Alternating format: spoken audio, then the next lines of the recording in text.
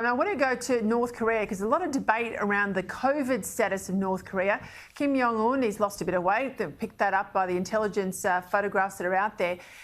He's fired a number of senior officials, perhaps probably more than fired them. We don't know that yet. Issued a very cryptic statement about a great crisis inside the Hermit Kingdom. It appears, Corey, to be completely cut off from the world. Well, we know that, but it was without much information on COVID. We were told that they'd escaped COVID. It doesn't look like that's the case. There's also a lot of talk about further mass starvation of citizens. It's a worry, and it's a volatile community, as you know. Yeah, it is a worry, of course, and you can't rely on anything that really comes out of it.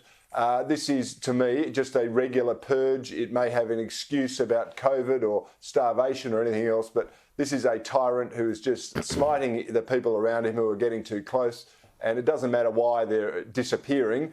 The essence is it's an evil regime, and the world sits back and lets it happen.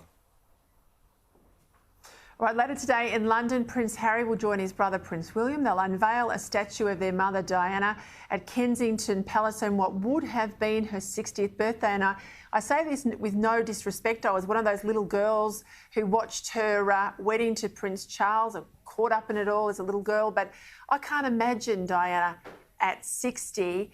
James, considering you were an American, or probably still are, and Harry's married to an American, you're now the resident royal expert here on Credley. I think there's a lot of support there for William. I think he'll get a positive reception today. Not so sure about Harry. How do you think he'll be treated?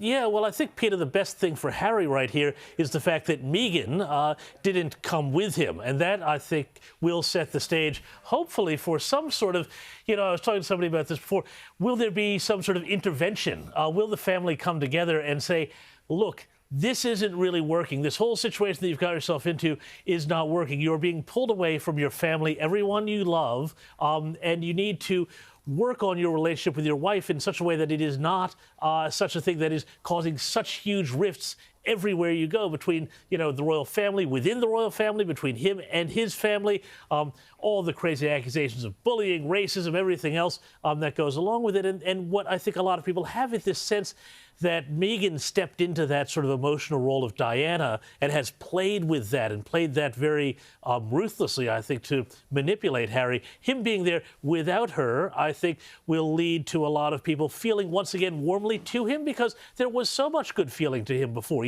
He was somebody who did Invictus and all sorts of things. So they want to get that pre-Meghan Harry back. I reckon that that's where this is going. Quick comment, Corey. I reckon she's played him like a violin. Yeah, she has. I mean, she's an actress, so she can fake the tears, and her name is Meghan, I think is how it's pronounced, because it's all about her and what's in it for her. The world wants Harry to reconcile with William because we like the old Harry, and the family should stick together.